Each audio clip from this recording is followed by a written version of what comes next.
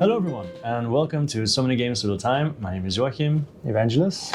And welcome back to our top 100. Today we're doing 70 to 61. And before we start, I'd like to say for now we have 0 crossovers. We've mentioned some games will be coming back, but they haven't arrived yet, so we'll see what happens there. What did you say? How many did you say we're going to have?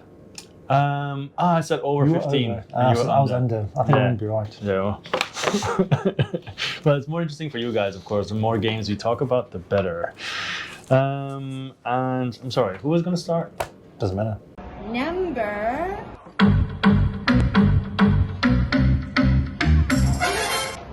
70. It doesn't matter. So in that case, I'll start for once because I really think you're not going to know this one, but maybe you will. Okay. And he can always lie. So the first game, my number 70 is Jinja. Don't know it. It's by WizKids and Kevin Crosby and Corey Golf. I don't know them either. Anyway, so basically, Jinja is like I would call it a hidden gem. I think I found it during my YouTube travels, checking all different kind of channels. Someone must have mentioned it somewhere. I don't remember who. But it's basically a game in Japan where everybody has these bunch of shrines that are really nice. But it's actually, it's kind of like it's a worker placement game, but it's very cutthroat. Like it's very tight. If you make a mistake, you really feel it. And what I like about the game is that, for example, you have the cards. You can use the cards to just go to certain places to get resources, but the cards can also be used to give you points. If you collect certain tokens, then it allows you to place one of your shrines on the board. At the same time, you got the omikuji cards, which are secret goals that say if you have this and this one there, you get points. If you have that one there. So you're always looking across the table, like thinking, oh, I really hope they don't go there, because Japan is like cut up in different areas. So some might be easy to go because there might be 4 spots to put shrines, but other places might have like 2. So the moment someone puts a shrine there, you're like, oh crap, I only have 1 more spot to actually complete this goal. And there's other players playing too. So yeah, and then the spots, the worker placement spots on the board, they're also, it really hurts when someone takes a spot that you need. But it's a big box game? Yeah, it's a big box game. I've never heard of it. Yeah, it looks it's very colorful. It also has Kitsune season cards. Basically, every round is a season. So every round changes a little bit how the round works. And you just flip them over as you go along. Yeah, it is. I don't know. When I first got it, I was like, it was one of those moments where you feel like it's slow going. There are no Kickstarters coming in. There's no special games out there. And you still want to buy because we're all addicts. And then I went for that. And I was really pleasantly surprised. Is it older than you? Well, I bought it several years ago, so I can't say what year it's from. That's strange.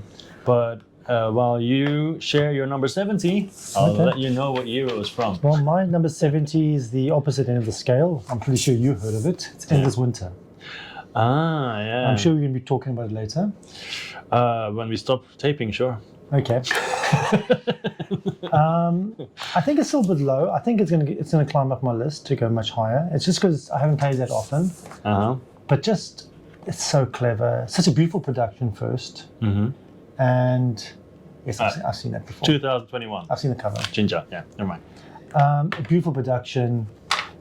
Very clever mechanics. The deck building, worker placement, which is such a cool mechanic. With the other 3 games, which will be appearing later. It just hits all the right spots, right? It's the tension of where you go first. It's that passing action. It's the keeping the cards in your hand and not using it for placement. That whole eclipse phase.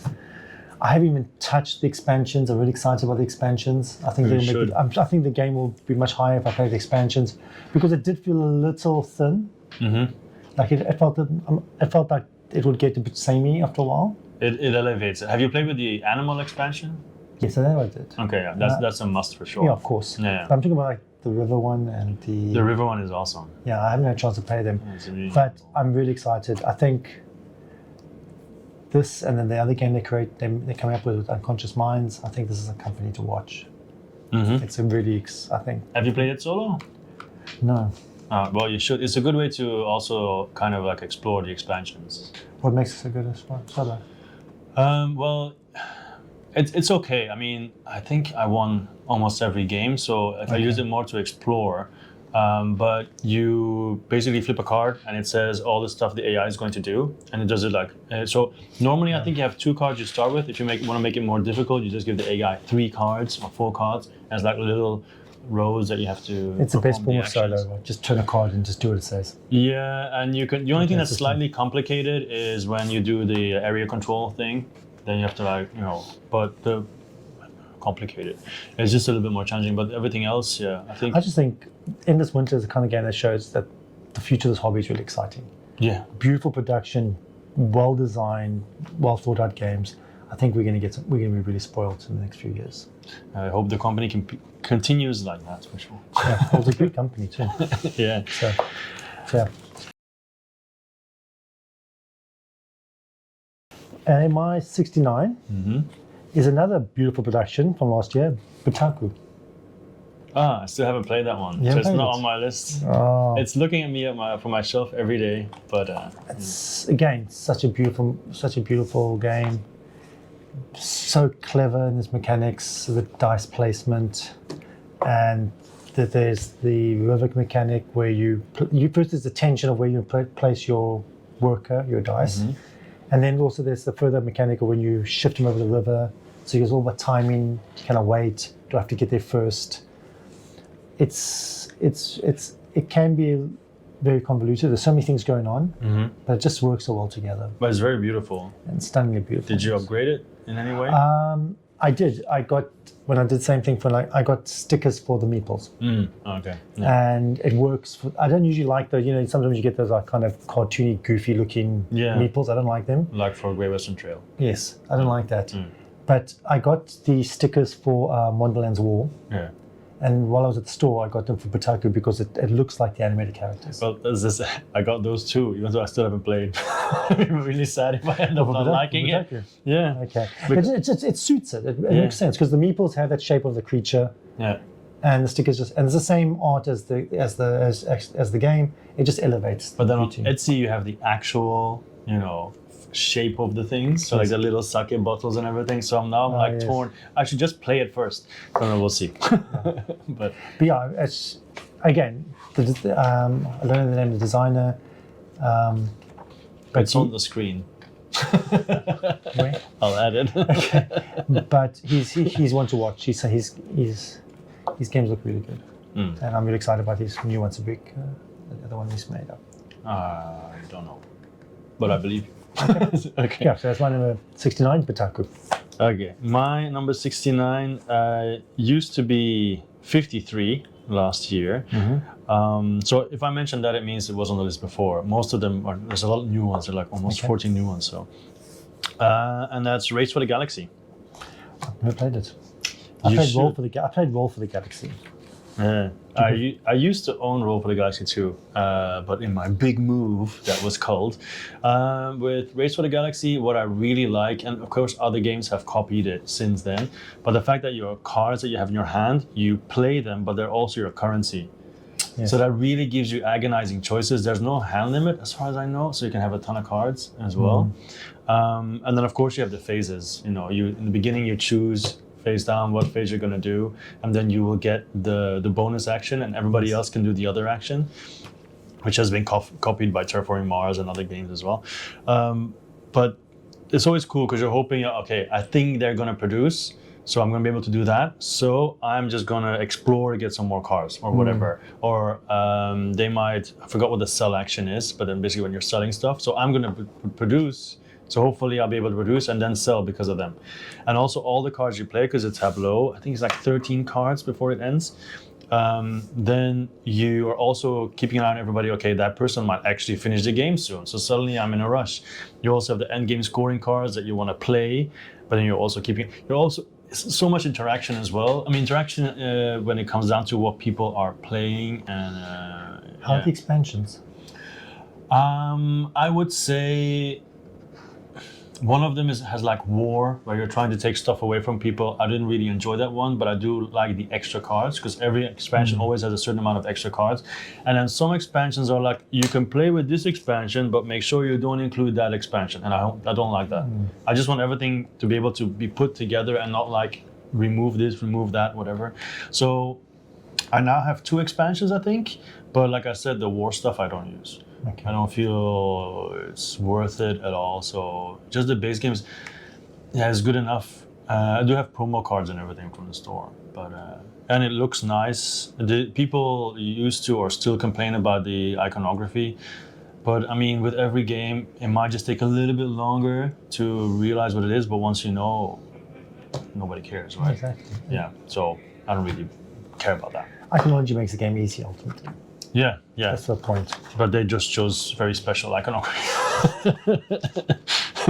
Right. So that's number 69, Race for the Galaxy, a classic. But Yes. yeah, it's 69 because I haven't played it that much anymore. But something you can take on holiday actually. So you haven't got Roll for the Galaxy anymore. I kind of want it back. It's on my wish list. So but how it's does it compare? Because I know you say you only got games that you own.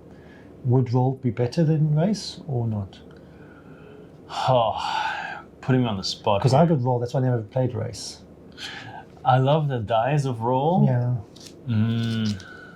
I don't know. I think I might lean towards Race still because that I can literally take on holiday because it's just a deck of cards. Everything else you can just use your phone to track the points. Okay. There's another thing. There's a limited amount of points in the middle. So once those are gone, the game also ends. Isn't it same for Roll? Could be. It's been ages since I played that one. Sure. It's very pretty. I don't know. It's very similar as well. Anyways, yeah. Don't make me choose, man. 68. I have spoken about this so many times on the channel, yeah, I'll speak about it again. I guess it's number 68. Is Keep the Heroes Out by Louis Brouet. So very, very cute game with all the meeples, the monsters and everything. The heroes are not as cute, but and basically this is like the world turned upside down. You are the monsters trying to keep the heroes out, like Dungeon Keeper and so on. It is very funny because it has so many scenarios that you can play, and there's always humor in those scenarios to make it more fun and so on. It has difficulty levels. I would argue it's not that well balanced difficulty level, because if you play the family level, it's way too easy. If you then move one up, which immediately is called challenging, then most people will immediately lose early second round, because there's 2 rounds basically. You have one deck of heroes, they come out, once you empty them, you shuffle them, and then you do the second phase, you do it again, and then the game ends. So most of the time people will fail in the second phase because 2 cards always come out. In the family game, it's just 1, 1, 1, 1, 1, 1, 1, and then the second round 2, 2, 2, 2. Okay. But the challenging is always 2, and then you get overrun quite quickly. It's a little bit like the first time you're playing. I feel it's a little bit like there's a bunch of pipes around you. There's water coming out. You have to stop here, stop there, stop gap everywhere, and yeah. So, but then also that's also the reason why the designer put a list, like a post on. I was gonna say Facebook, YouTube, Board Game Geek, giving tips to people. Okay. Like, so if you want to do that challenge, that level already, make sure all these points are important, lay traps and so on. And then there's even another challenge over that. There's also an expansion that allows someone to become the dungeon master, well, the hero master. But I played that a couple of times with Illusionists, completely destroyed her because it was too easy for me to do. Because you can then choose which heroes come out, so you can really pop. So yeah, I'm not 100% sure all of that is really well balanced, but it's a lot of fun to play regardless. You can get potions, you can get equipment, you get more cards because it's technically a deck builder, right?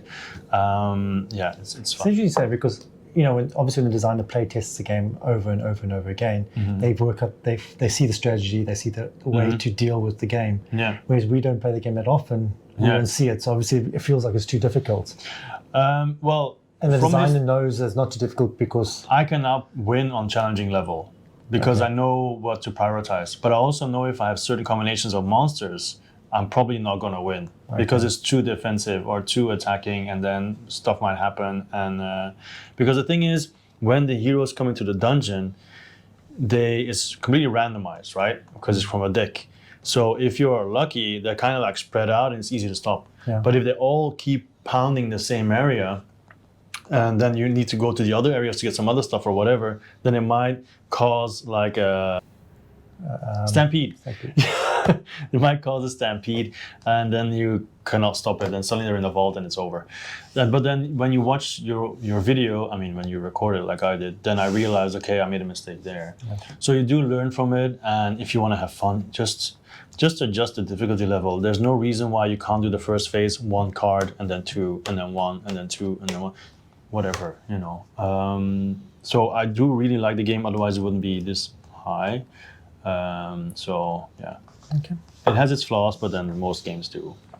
Okay. So you're 68 now, right? Yes. My 68 is one of my favorite genres, and this is the third. It's a part of a trilogy I love, but this is obviously the one I like the least, or even though I very like it very much. It's Innis. Yeah. I really enjoy Innis. I enjoy you'll hear about the other games later, but Dudes on a Map is one of my favorite genres, and Innis is just a very streamlined, very clever game. I think we played it together once. Yeah, we did. Yeah. I had the expansion. I haven't played the expansion. I played horribly because it's kind of part of the course, right? Because I kept the card that makes everybody attack or something, yes. And then I played it at the completely wrong moment. I was like, oh, that's how that works. I was like, no. But it had such a clever. It's very streamlined in some ways. Mm-hmm. I love the fact that there's different areas with different powers. So every time the game is unique and different because the tiles flip out. You don't know what's coming out. Mm-hmm. I love the fact that there's multiple win conditions that you always trying to check who's going to win, and you literally have to say a kind of check, right? I can't remember the terminology. You literally got to tell the rest of the players, "I'm going to win next round." Yeah, and then you automatically put a target on your back. Yeah, of course. Which is quite fun, right? And because there's games, there's always king of the hill, right? Everyone's chasing the leader, so you're literally got to tell everyone, "Hey, come pick on me." But they have to be really strong because if you say that you're very weak, you're like, okay, you can kill me now. Exactly. So I love that, and the drafting mechanic is so clever because there's so few cards, and how you end up working, how the cards work, and you really struggle to say, am I going to give this card to that person knowing that they can use it? And the card's going to come up because you've seen it. Yeah. So I really do enjoy it. I do remember one point because it's on my wish list as well. Yes. And I remember looking it up, and it was always so expensive because it was out of print. But I think I'm going to double check. I think it's back in print now. I think they got a bigger box now. Yeah, it's back in print. You can just get it. Oh no, this is the expansion. Yeah, it's just 580 Hong Kong dollars. Yeah. But yeah, so it's back in print again. So it's and easy to get. I actually painted as well, little guys. Oh really? I painted it. So I actually should host it sometime. But I guess those goes faster, right? They're the small guys. Painting goes faster. Yes, but also they all look the same, so they're kind of boring to paint. Oh, okay. And also painted the little buildings. Yeah. So it's just, as I said, it's very streamlined, and I think that's to its advantage that it's so clean. Yeah. And it's kind of abstract. It's kind of like a chess game, but also it gets that feeling of a war game at the same time. I think it's not that challenging to actually play for the first time, right? No, it's not like a huge amount of rules or whatever. No, it's actually pretty straightforward. Yeah. But it's like that whole cliche about easy to learn, difficult to master, because it's all about working hard to make those cards work. Yeah. So. I really enjoy Innis. So that's my 68. And number 67 is? Yeah, it's actually dropped more than I thought, but that's again because it's so difficult to get it to the table, which is probably true for all of my games. And that's Seventh Continent. Have you played it? No. No, but I know what it is, but I remember it was like a mixed bag of people's reaction, I think. Yeah. But when you commit yourself to playing it, it's you kind of get lost in it, right? Because it's that whole choose your own adventure thing. But literally the world is open to you. It's not like Tainted Grail, which may or may not come later. It's literally open.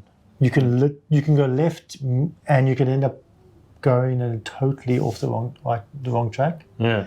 and you don't know it until a couple of hours in, and you realize, okay, maybe this cave. I remember like when I was playing, I went into this cave. I went looking for something. I can't remember what it was, and there was a cave. I went into the cave, and then I explored the cave, and I realized it had nothing to do with the haunt, or they call it the curse. The curse I was on. Yeah. Nothing to do with it. Yeah. It was to do with another curse, It sounds like Skyrim.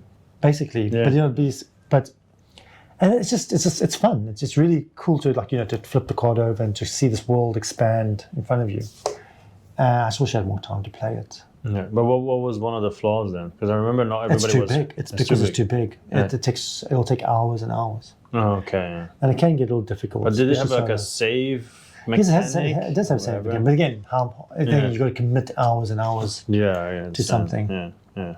But for what it was, just the sheer audacity of the attempt to make this game like this, just with cards. It was simply just with cards. So clever. So I take it you also backed 7 Citadel. Yeah. Okay. Yeah. And like I always say, I'll have more time to play. I'll play this one, but who knows?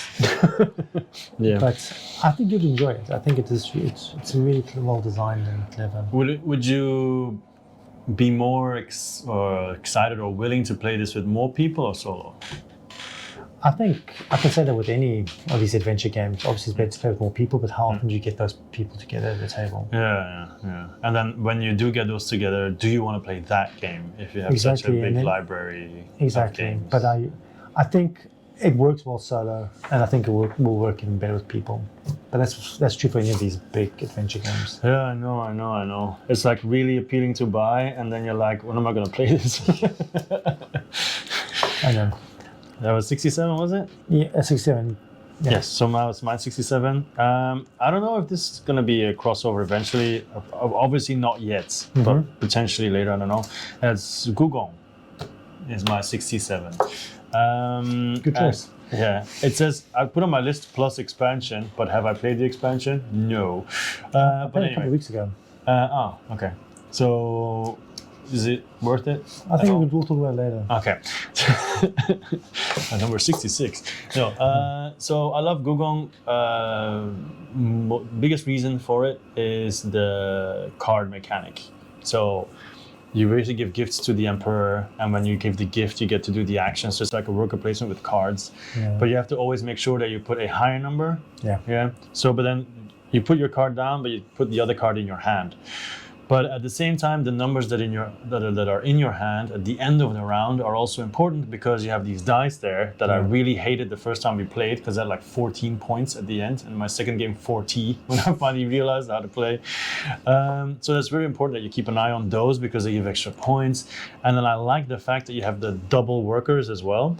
Yeah. You can upgrade, and then the ships at the bottom. There's so many things to do, and it's also a little bit misleading, because you've got the jade stones that people always think, oh yeah, the jade stones, gotta get those, but they're really not necessary at all to win the game, which I like as well, because it's kind of lame if there's one thing you go. And also the fact that you have to make sure you go up the heavenly stairs or whatever. Yeah, I should remember I the don't track. know what it's the track in the middle of the It's board. the intro, yeah. You need to get to the top. If you don't, you cannot win the game. Even if you have a bazillion points, it doesn't matter. If you haven't reached the top, you cannot win the game. Yeah. So The expansion makes it even more interesting. okay. I'll tell you about it later. Okay. Yeah. So yeah, that's basically Gugong. I really enjoy it. The best thing about that game is that we have a mechanic, right, of Mm-hmm. dropping a card, picking it up. But they tie it to the theme so well. Yeah, makes Like sense. the bribery thing. Yeah. That it just makes sense. And- It's so clever. Also, if you put it in the right area, you get an extra action, right? Something with the icons on top of it or whatever. If you place it, you can get the. If it's higher than the number, you get to do the bonus action too. Yeah, okay, like that, yeah. So there's that as well, because you think, okay, if I can go there, I have basically a double action. If I go there, it's only one, but I really need to do it. And then you have the bonus, the tiles as well, the end game scoring tiles or whatever that you want to go for. Yeah. No, it's a lot of stuff. Yeah, and beautiful too. Yeah, and was so. Okay, little story on the side here. When I got Gugong, it was the Kickstarter, right? And I was like, oh, they made it in Belgium, so I can just have my parents pick it up. And then the pandemic happened, and my parents were like, we're not going out. So in the end, I had to pay shipping from Belgium to Hong Kong to get it anyway. It was more expensive than the Kickstarter. It's like, Did you get the big box, maroon box? yeah. So pretty. It's really nice. Anyway, yeah, that was Gugong. Very expensive Gugong, especially for me. 66. 66 is our first official crossover.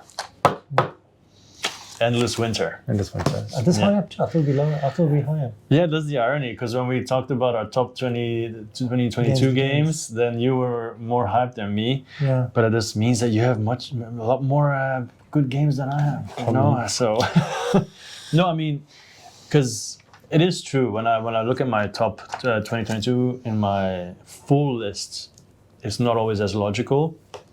But then I always look at like how much I want to play it and how does it compare to other games and so on. So it's kind of different. And mine, you change your mind sometimes.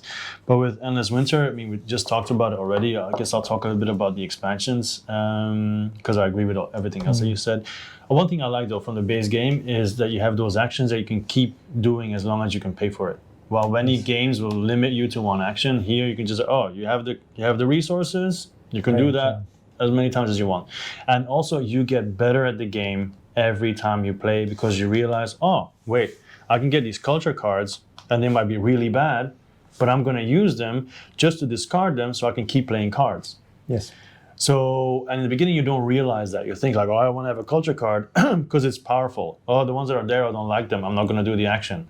But then you're limiting yourself as well. And there's many many strategic moves that you can just learn by playing it more often. And then with the expansions, the rafting is cool because in the original game, with the area control, you all start from the middle, but with the raft, you start from the edges. So you're actually going towards each other. And if you then use the monuments, or whatever they're called, then they add extra scoring mechanics. Like for example, have as many guys around one monument, or make sure there's no guys around them, stuff like that, or whatever. Some expansions are stupid, like the dogs, even though people might say I love dogs, and I agree, dogs are nice, but the mechanic here, what they offer is really not worth spending time on. Then you have the drawing one. Have you done that one? Yeah, I have a video with all the expansions. Is the drawing worth it? The drawing is fun because it's drawing, but it doesn't really change much. It's just another way of doing something, but it's not like, wow. It's just the same stuff, but then you're just drawing or something. Okay. It's like one side of the animal will give you stuff during the eclipse, and the other side of the animal will just give you instant bonuses. And then if you get a lot of torches, you get discounts. Okay. And then it's easier to do. But I mean, sure, it's fun to change it, and of course, in the end, if you complete it, you have an animal. And it can also be asymmetric because you have one side is all mammoths, the other side is the other animals, so you have different ones. I mean, it's fine, but if it was not in the box, it would have also been fine. It doesn't really elevate the game in any way. So yeah, in this winter, I like it, and the fact that it's not higher, also with the top 2022, is that I played it like 7-8 times in the span of 2 weeks, and then I was like, I've had enough so far. It's good. It could be something else now, because I always play with new people, and and I was like, okay. So I think that's also why it's not higher than 66. That's a good choice. Yeah, by Stan Kordonsky. That's the one that we like from Resurgence and Conscious Minds as well, right? No. That's not him. Okay. There's another one. Rurik. Rurik, yes, of course. That's a game we definitely don't like. So the first official one, we have one. Yes, 14 to go. 15 to go for me. Okay, is it you or me now? You, because you have to do 66 and 65. Okay, my 66 I know will be a crossover. Pretty sure. That's TI4. Tires Imperium 4. Not so far, no. Not so far. Maybe I have 3. It's only this high because I barely get a chance to play it. It's just the opportunity to play it is just so difficult. But when you get it to the table, it's just so much. It's an epic, right? It's like, yeah. So I'm sure we can talk about it later, but. Well, we'll talk about it anyway. You never know what happens because it's a game like that. You can't play it. I mean, I've heard of people playing it with 3, people playing with 4, but I cannot imagine. Like, I bought the game after playing it a couple of times over the span of 2 years, and I have everything. Yeah. Have like upgrades and everything, and like cool inserts, and every faction has their box and all that kind of stuff. It's like really nice. And I have played it 0 times since I upgraded. It's just so difficult to play.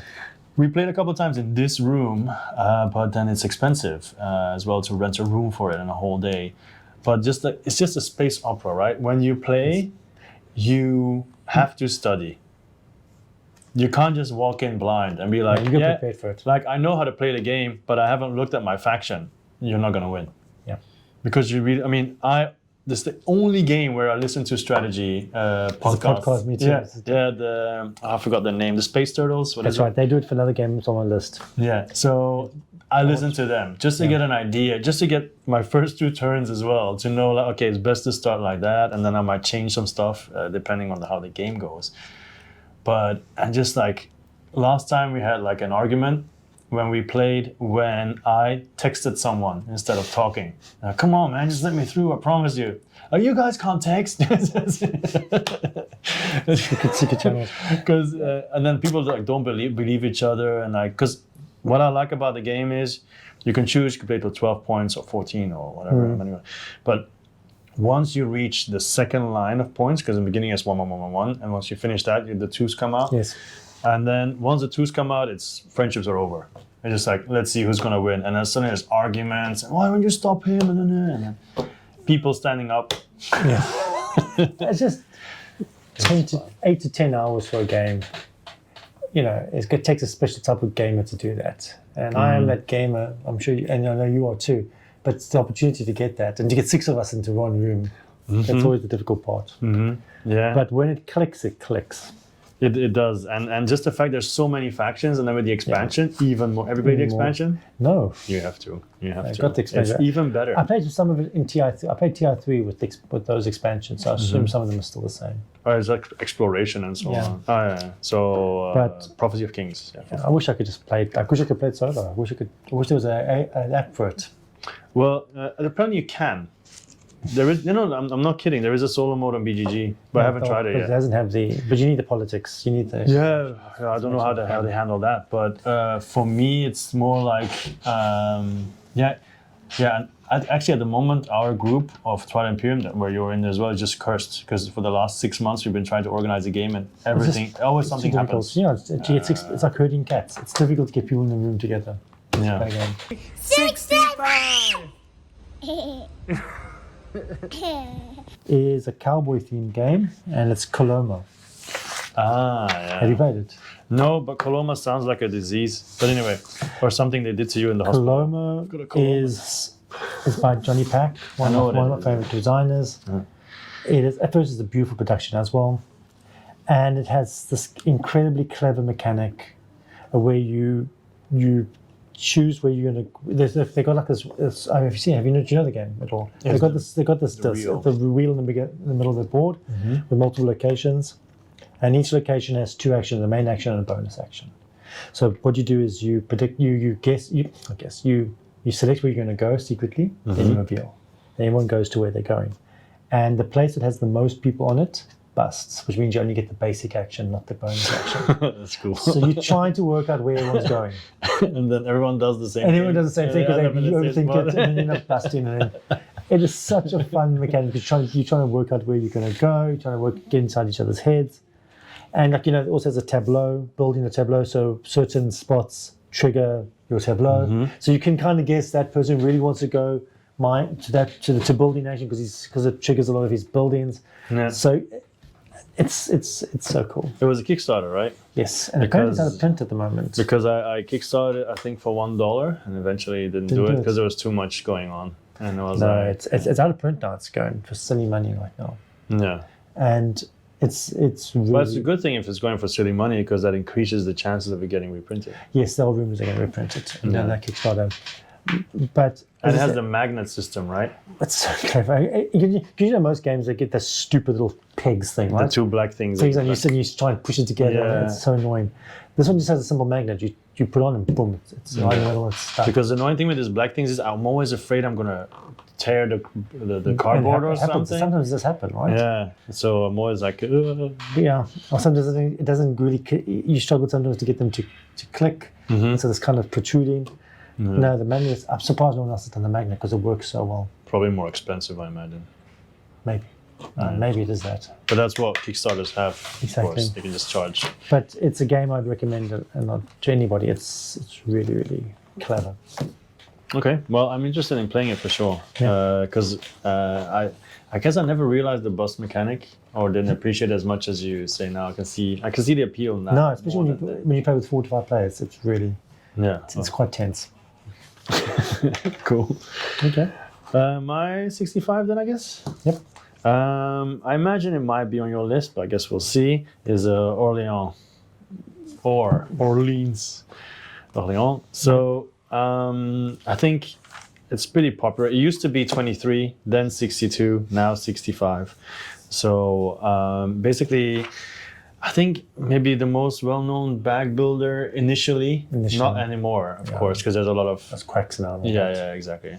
But initially it was the most... it's like the first one to really make it a mechanic in a... Yeah, and Altiplano was at the same time, no? A little bit after that? It's same designer. Oh, okay. So with Orleans, you have your bag builder mechanic. So you start with a certain amount of workers. You got different types, knights and so on. And then, of course, you will get them out of your bag, put them on different, I guess you could call them missions. It's like a worker place board, but worker placement board, you put them in front of you and then they go to certain areas of the board. They might be traveling, they might be hiring new people, you might be going to the communal board where everybody can go to get like... Which is such a clever way of thinning your deck. Yes, exactly. Because if you put them there, then you've lost them. But one thing though, the expansion is worth it just to get a different board because the original board only has money. It was boring. Yeah, it's only money. The other ones has different rewards, which makes it a lot more interesting. And also, the mistake many people make, if you play with someone who's played before, they will gobble up all the cogwheels. And then, because that will basically take out a spot on their board, so their engine goes a lot smoother. And then the cogs, And then, so... Really love it. It has a super solo mode, which I still haven't played. I got most of the expansions. It has so many promos as well that you can add all the different, because the buildings that come out every game are different as well. Every time I talk about it, I want to play it. Yeah. And, have you played the cooperative one? No. I have the expansion as well, and I put everything in one box. So that box is really like... No, I had to use 2 boxes and the thin one. I'll talk about it later because it might come up. It might, yes. So yeah, that is Orleans. That's my. I don't think I have to say much more about it. No, it's a great game. 64. My number 64 used to be 38, now 64. So it went down 26 places. And there's a reason for that. I don't know if you know it. You know Monsterlands? I know. I've never played it. So Monsterlands, the reason why I went down is because initially when I was 23, at that point I was playing it a lot. Because the cool part about the game is, before I explain what the game is, in the back of the book, you have like 10 challenges. And it changes the way, like, for example, this game you can't use potions, but you have to make sure you do this and this and this. And then I did all of them, which I normally never do. Not over 1 and 2, and okay, whatever, and then play with other people. But this one, I liked it so much, I kept going on, continue to play it. So, yes, Joachim, what is Monsterlands? In Monsterlands, you are basically the head of a clan. So you start with some warriors, you can get new ones. They all have their specific dice that they offer you to roll. It's worker placement, so you can go to certain areas in the keep to buy potions, to get equipment, to get, what else did I write down? A bunch of stuff to just prepare you to fight, right?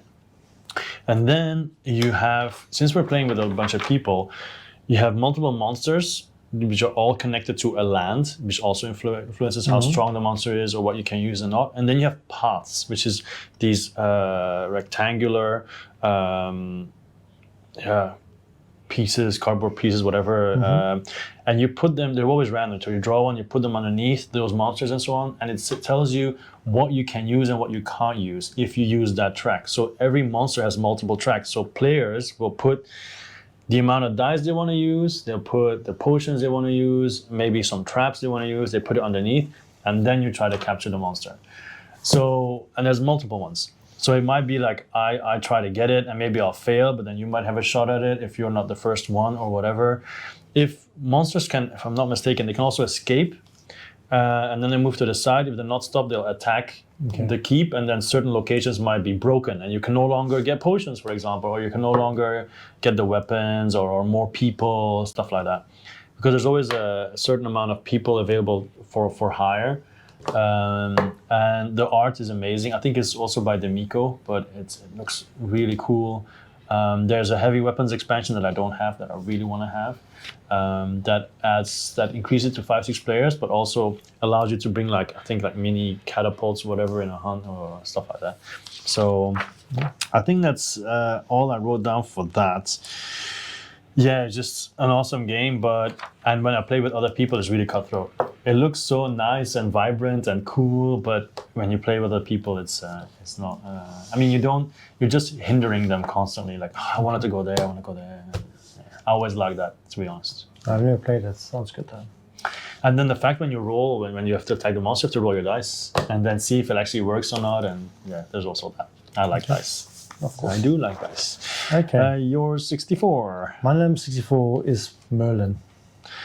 Ah, yes. Have you played Merlin? I don't own it, but in the beginning I didn't want it because I thought it looked boring. But then I read much about it, and apparently it's really good. So now I'm like, there's a big box now, right? Yeah, I got the big box with expansions.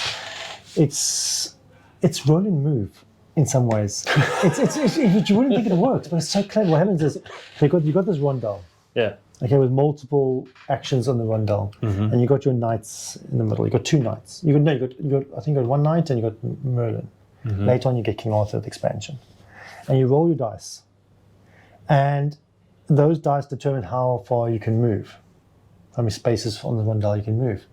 So the first, so you got 2, 4, 5. So you can move 2 spaces and do the action there. Yeah. And then you can use the 4 to move 4 spaces and do that action. Oh, okay. Yeah.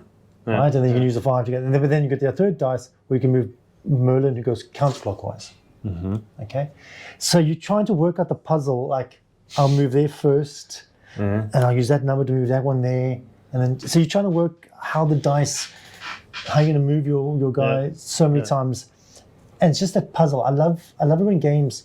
That's why sometimes the dice is such a good mechanic for games, in that it's random, but it gives you random choices, a random puzzle to work out. I love that action of you roll the dice, you don't know what you're going to get, and now you've got this numbers, you've got this situation, and you've got to try and work around it. Yeah, and then other people, you can't go to the same spot as other people? Or? I can't remember now if you can share spot, maybe not. I can't remember now offhand. I haven't played for a while. Oh, okay. But I do know there is the interaction of watching what they do. Yeah, it's important to check it out. That's basically my question. Yeah, so you can mitigate the dice, so you get these apples, which can change the number, I think.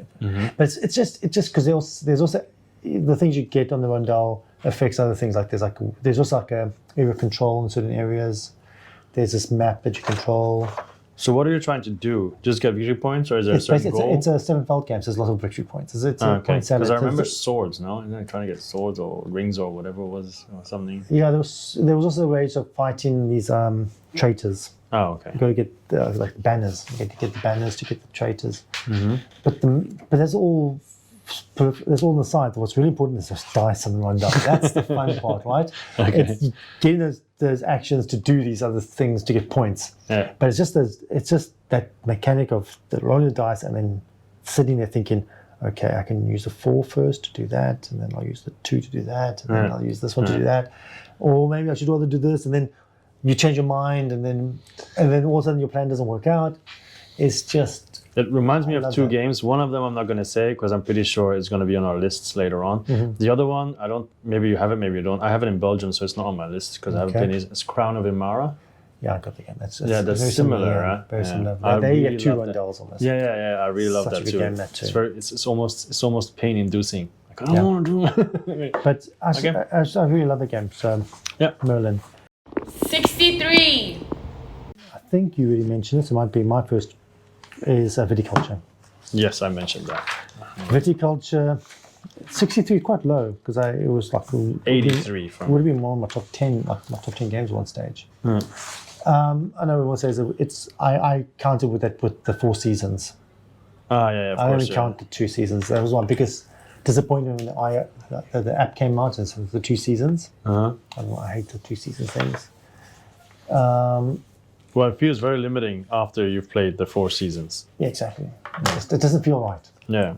But it's such a it's okay. First thing you have to admit, there's some of those workers are OP. They're not balanced. Yeah. But that's also part of the fun, right? Getting that card and playing it and making strategy around that. Maybe it's too difficult to get to fulfill contracts. There's only one spot to fulfill contracts. Maybe it's a little too tight. Can be frustrating. But it just makes sense when you play the game. It feels thematic, right? I'm going to do my fields. I'm going to get the grapes. I'm going to process the grapes. Maybe things can be a little too tight. But if I'm not mistaken, There's other strategy of. our good friend won without making a single drop of wine. But he's good at breaking games, right? I know. I think he just constantly toured people or whatever. I'm not sure. But just the fact, but I also I think everybody likes that. When you're making the wine, what it looks like, the little see-through things and everything. Also, it has one of the best solo systems. The Automa? The Automa, just drop a card. Yeah. And then you have the tension, so you don't know where it's still got the tension of he's going to take your spot. You can't predict it, but you still got to hold back your grande workers because the Automa might take the spot you need. It's just a very clean solo system. The most important question, every time you play, do you drink wine? If I'm solo. But if I'm someone else, maybe I would. Like a whole bottle. I lost again, I don't know why. Yeah. No, it's just a clean game. Yeah. And it just hits that right spot. It just. Yeah. I don't know if it's a gateway game. Sometimes I wonder that whole process of making the wine might be a little tricky to understand. The aging of wine and all that.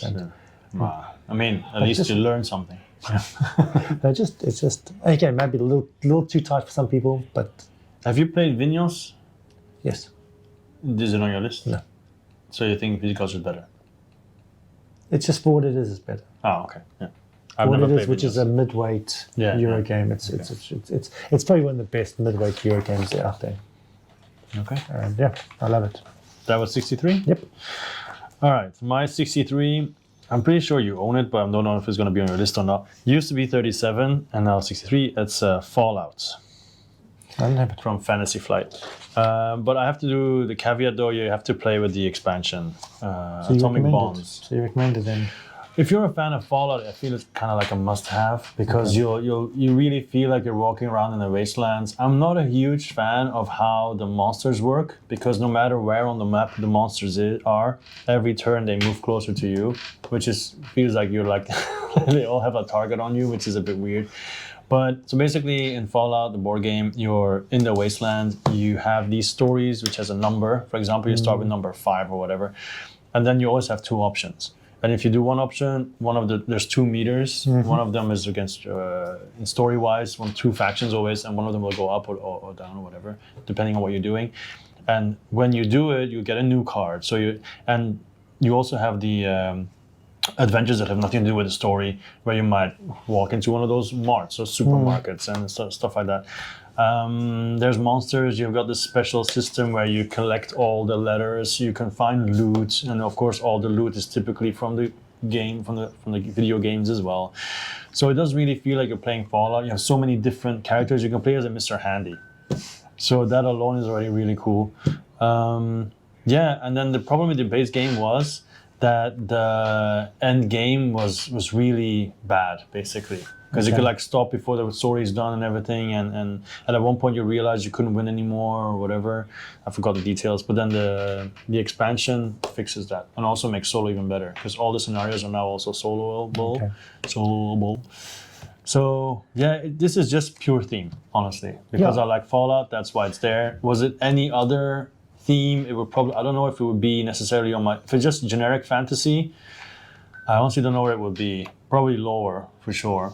You see, I'll be talking about another game similar to that later, but it's one of those genres I don't think they have enough of. Like they spoke about The Witcher, the competitive adventure game. Yeah, exactly. There's not enough of them. They're usually always cooperative. And there's nothing wrong with cooperative. I like people, but I want it to be competitive sometimes. Because with Fallout, you have these cards you get like they give you points. You're trying to get a certain amount of points. Yes. And then you might want a certain faction to get more points, but then it doesn't really suit the story. And then you can either forego them, but then you have to sacrifice actions to get more cards. Which feels like, you know, am I going for theme here or am I trying to win? Yeah. And that feels a bit counterintuitive, but I think the expansion fixed that. But I really enjoy that competitive moving around the map, doing adventures. Yeah. So I said there's too many cooperative ones. Yeah, I mean, even a game like that, for example, Dune, if Dune would do something like that, where you're more like a person in that world, Exactly. and then so on. Even Star Wars, where it's more like, you know, bring it down to just one person and having an adventure and all those. Yes. That open world adventure kind of thing. But I feel sometimes when they have an IP, they feel like they don't have to do too much; it'll sell anyway. Yeah. But I mean, not always. But in many cases, it's like, just slap Marvel on it; it'll be fine. Oh yeah, that's my 63 Fallout.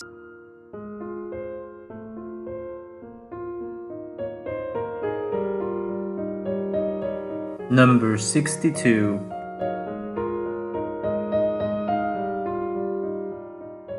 Is the one you just mentioned, Really? The Witcher. Witcher. Oh, The adventure game, okay? The adventure game. I don't have the other one. I don't have the old world. you still got the adventure game? Yeah.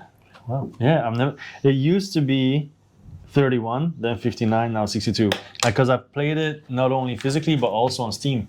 Yes, I've played a few times with you. Yeah. So It is the most depressing game that I have in my collection. it's I really want to love it more. It's just too punishing. It is very punishing because you have the fate. Yeah, it's just The too fate punishing. deck. I think it's like 40 cards, and only two cards in there, or 3 of them say nothing happens. Everything else is horrible. But it just feels like it keeps chopping legs off. Yeah. It's not fun, I think. But I just Because everything else I like about it, I like it's competitive. Yeah. I love it's like pick up and deliver. I love pick up and It's a deliver. race game, It's basically. a race, and it's got the adventures. It's got the dice chucking. the It's just- monsters you fight. It's just too punishing, though. It is, but it's one of those things where if you know it going in, I know this is going to be horrible. And honestly, I think when you look at the Witcher world, some people just really, really are in that situation where everything goes against them. And then I just imagine it's like that. I mean, I don't even care if it's myself, because there's been games where somebody else was a runaway winner and I was just covered in like fate tokens. And I was like, Geralt is really having a horrible time.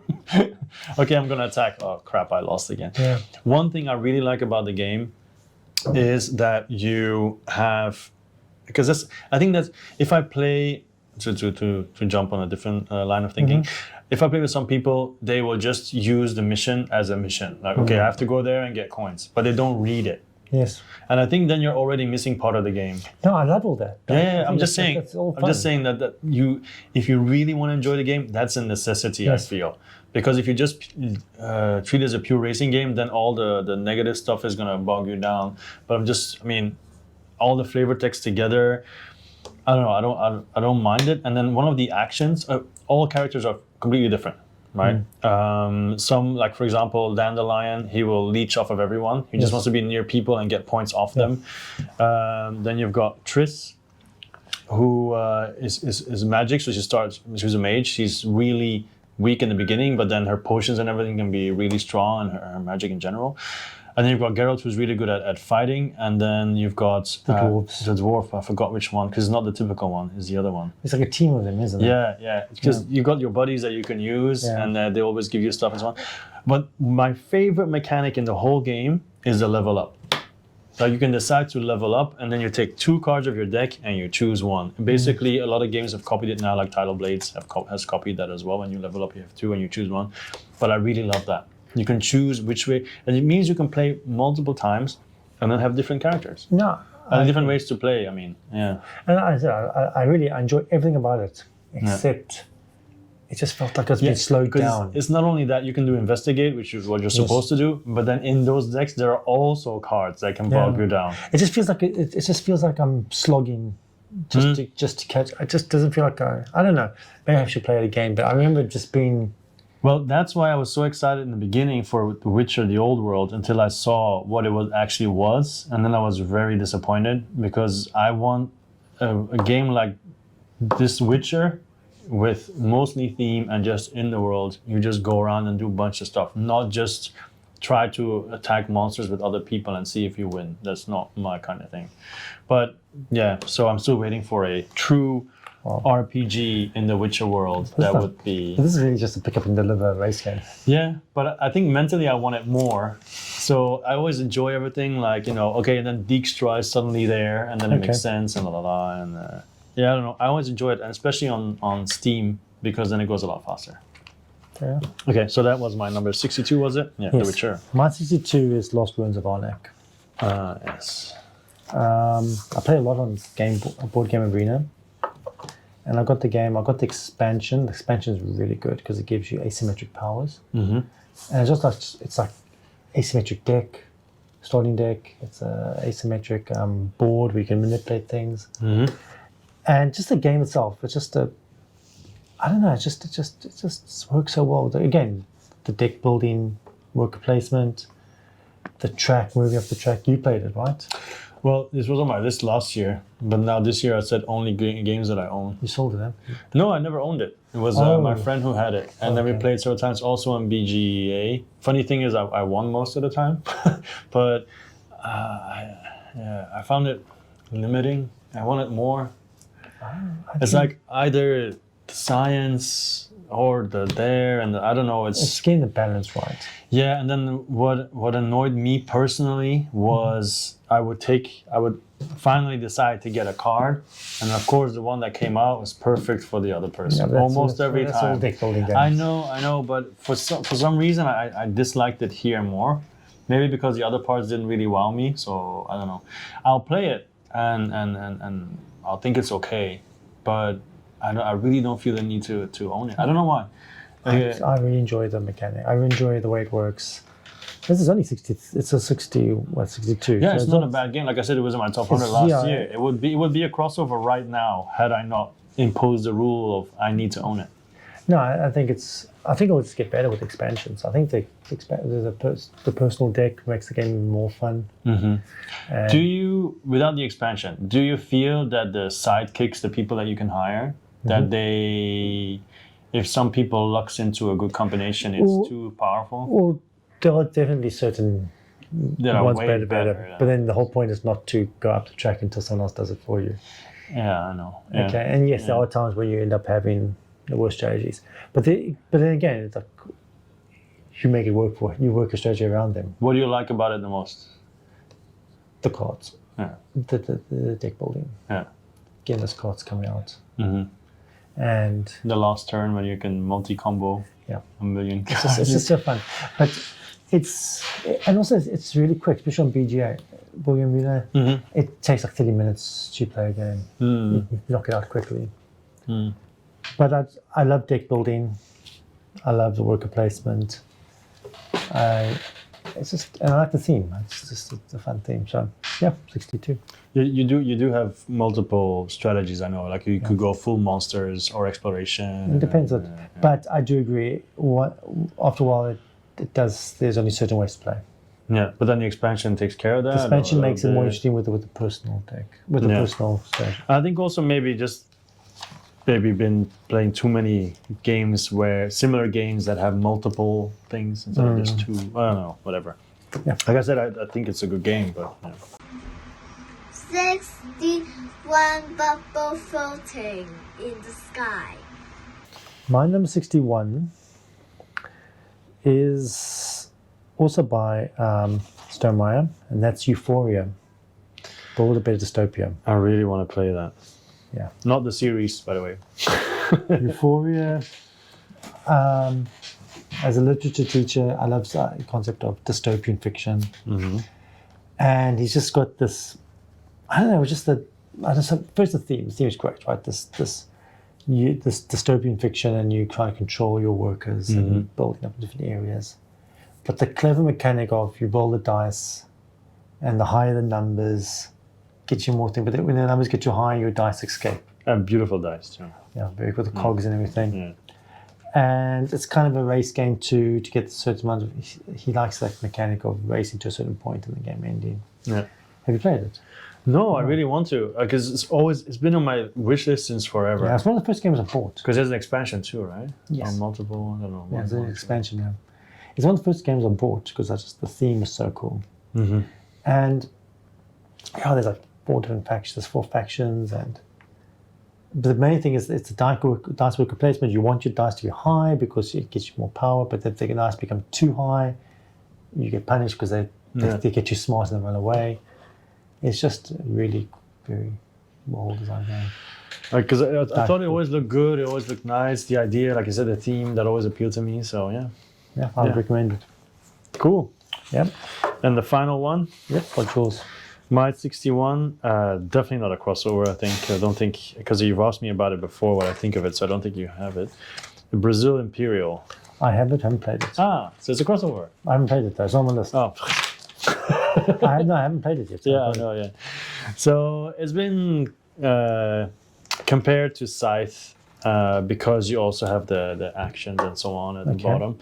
But you also have like the card tableau where you can hire people to help you, give you bonuses and so on.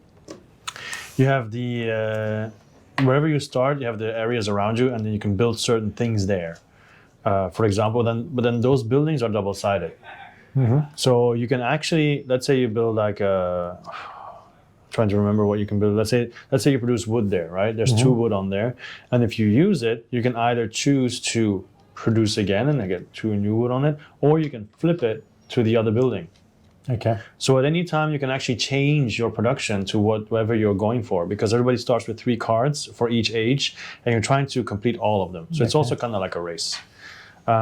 So if you manage to finish your 3rd card, the game ends, and then the score is all added up.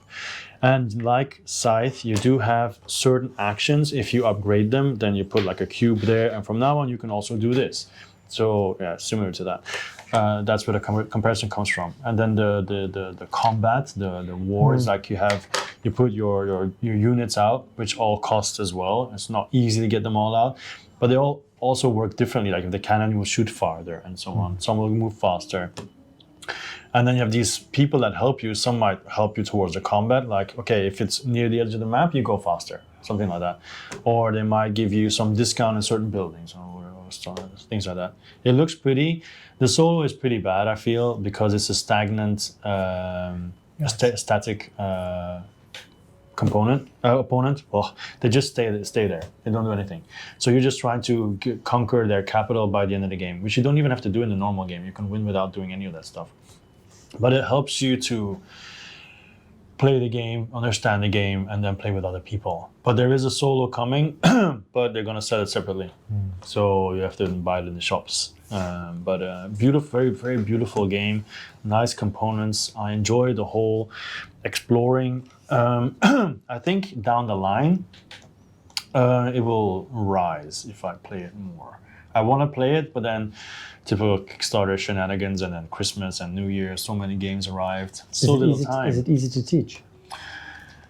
The problem is you can do so many things from the first turn already. So in the beginning, people will be like, oh, I guess I'll do this. But I guess you could argue, just try to complete your first mission. If it's geared towards military, build stuff, get military units, do what you need to do for that. And also in the beginning, actually, those 3 cards, you actually have 6, and you can choose the ones that hopefully combo the most of it. Okay, I need to have a person here, here, and here. Might as well take all these 3 and then focus on people, stuff like that. So I think the people will play the game first and then be like, okay, next time I'll do this and this and this and this. I don't think they'll be super competitive from the first play, unless maybe they're really experienced gamers. I think, like I said, I haven't played with other people yet, just mostly solo. But I see the potential, that's why it's so high. I know I'm gonna like it. Just like, No, I know I like it as well. Just having a chance to play it. yeah, it's so pretty. And sorry, I'm losing my voice for some reason.